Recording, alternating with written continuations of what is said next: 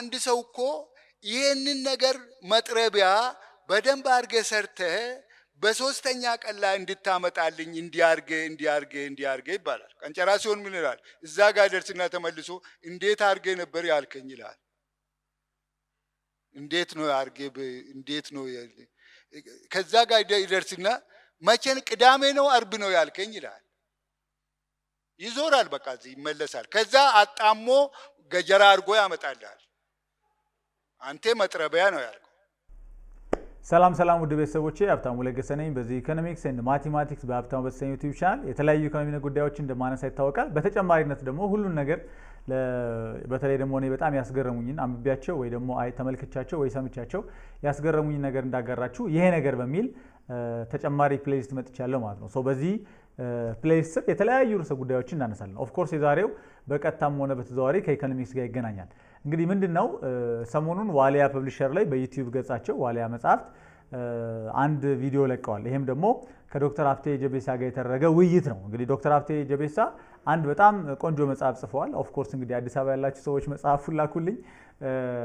ቀንጭራነትና ድህነት ነው የሚለው እና ሁለት ቪዲዮዎች ተለቀዋል። 45 እና 42 ደቂቃ የሚሆኑ በጣም ትምህርታዊ የሆነ ማለት ነው። የውርስ ድህነት አለብን በሚል አርዕስትና ሁለተኛው ደግሞ እየበሉ መራብ በሚል አርዕስ በጣም የሚገርም ነገር አቅርበዋል። እንግዲህ ዋሊያ መጽሐፍትን በዚህ ጉዳይ በጣም ላመሰግን እወዳለሁ። እና ምንድነው እሳቸው የሚሉት ከአጠቃላይ ከኢትዮጵያ ሕዝብ 67% ቀንጭሯል። ኦፍ ኮርስ ኢትዮጵያ ስንል ይሄ 90ዎቹ አካባቢ የተወለደው 90ዎቹና ከዛ ፊት የተወለደው ማለት ነው በፈረንጆቹ። አሁን ይሄን ሀገር እየመራ ያለው አስተማሪ የሆነው የተለያየ ሲቪል ሰርቫንት የሆነው አገልጋይ የሆነው በየቢሮ ያለው በአጠቃላይ እንግዲህ 90ዎቹና ከዛ ፊት የተወለደው ከዛ ላይ ራንደምሊ በተወሰደ ዳታ 67%ቱ ቀንጭሯል ማለት ነው። ኦፍ ኮርስ እንግዲህ ያ ደግሞ አንዱ ለድህነታችን ምክንያት ነው የሚል ነገር ነው እሳቸው የሚያነሱት። ምክንያቱም ልክ እንደ ቪሸስ ሰርክልስ ኦፍ ፑቨርቲ የሚገናኝ ነገር አለው። አንድ ሰው ከቀነጨረ ድሃ ይሆናል፣ ድሃ ከሆነ ደግሞ ይቀነጭራል። ሶ ይሄ ሳይክል ይቀጥላል የሚል ነገር አላቸው።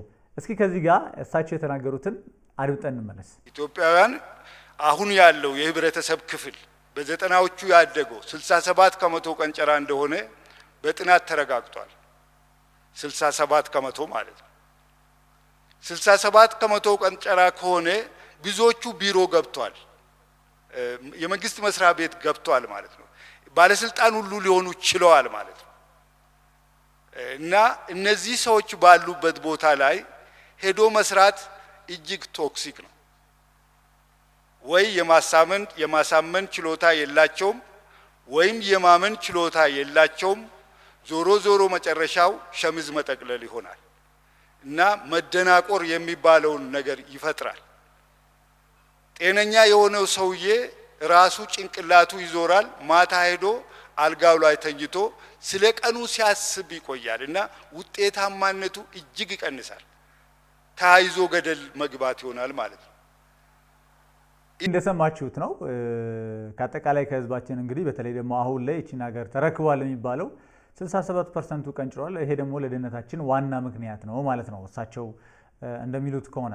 ከዚህ ጋር ተያይዞ እንግዲህ አንድ ጥያቄ ይነሳል። ኦኬ 67%ቱ ቀንጭሯል፣ በዚህ ምክንያት ነው እንግዲህ እነዚህ ሁላ ችግሮች ኢትዮጵያ ውስጥ የተከሰቱ ያሉት እንግዲህ ጦርነቱ፣ ብጥብጡ፣ ድህነቱ ምናምን እንግዲህ በዚህ ምክንያት ነው። አሳሰባችንም ያው በዛው ስለቀነጨረ ነው ብለን ልንወስድ እንችላለን። ኦኬ ቀጣይ የሚነሳው ጥያቄ ምንድነው? እናንተ ውይይቱ ላይ ብትኖር ኖሮ የምታነሱት አንድ ጥያቄ አለ። ኦኬ የሚቀረውስ 33% ማለት 67ቱ ከቀነጨረ የሚቀረው 33% ለምንድን ነው እቺን ሀገር ወደ ትክክለኛው መስመር ያላመጣት? ለምንድን ነው ከድህነት ያላወጣት? ለምንድን ነው ከመበጣበጥ ከመናቆር ያላዳናት? ለምንድን ነው ከጀርባ ያልታረሰ በጣም ብዙ መሬት ያላቸው ክልሎች ድንበር አካባቢ ላይ ሲታኮሱ የሚውሉት የሚል ጥያቄ ልታነሱ ትችላላችሁ። እና በጣም የሚገርም መልስ ነው የመለሱት። በጣም ሀምብል ናቸው፣ ሀሳባቸውን ፍሪ ሆነው ነው የሚገልጹት።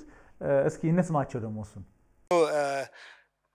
በእርግጥ የተጠና 33% ለምንድን ነው ለዚህ ሀገር ችግር መፍትሄ ያልሰጠው ነው።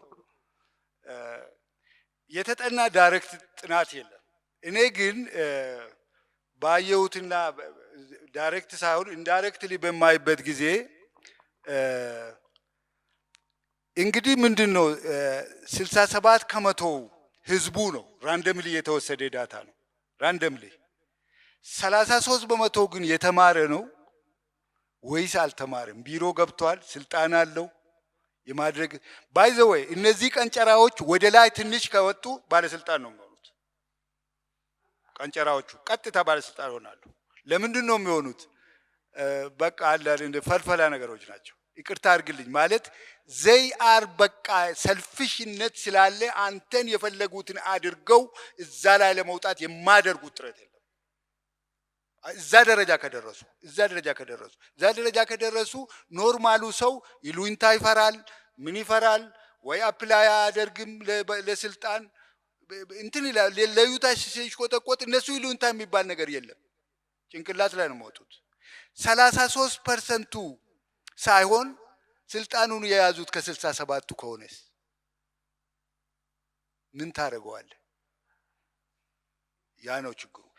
ሌላው 67%ቱ 33%ቱን በየመስሪያ ቤቱ ሲያናውጠው ቢውልስ?